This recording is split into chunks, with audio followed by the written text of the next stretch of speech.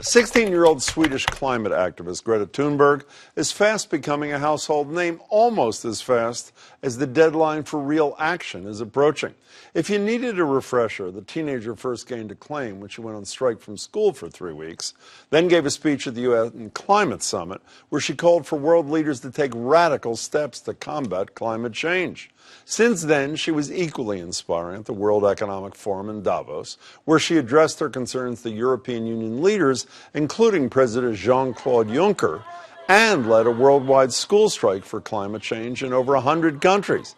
And it doesn't seem like she'll be letting up anytime soon. Earlier this week, she reiterated her call for action in front of the EU Parliament. I want you to panic. I want you to act as if the house was on fire. We are in the midst of the 6th mass extinction, and the extinction rate is up to 10,000 times faster than what is considered normal, with up to 200 species becoming extinct every single day. Erosion of fertile topsoil,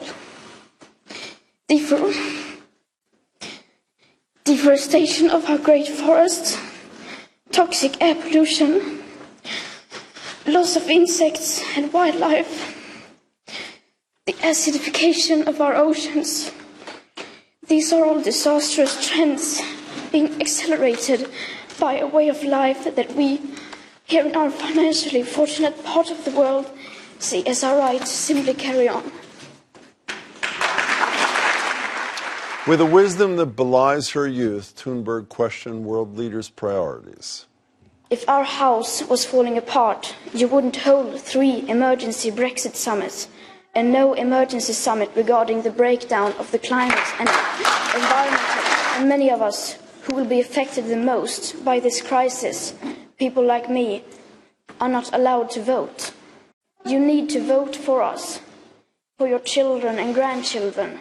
And it's okay if you refuse to listen to me.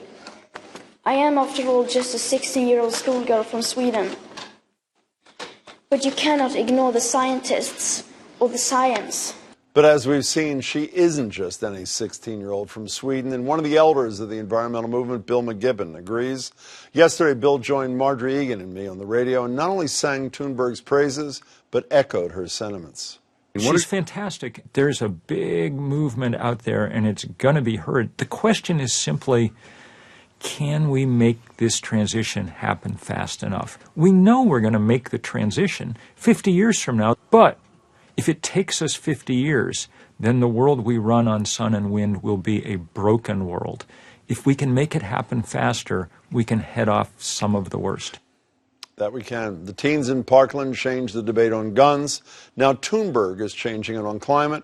Kids are not just the future, as politicians like to say, but clearly the future's only hope.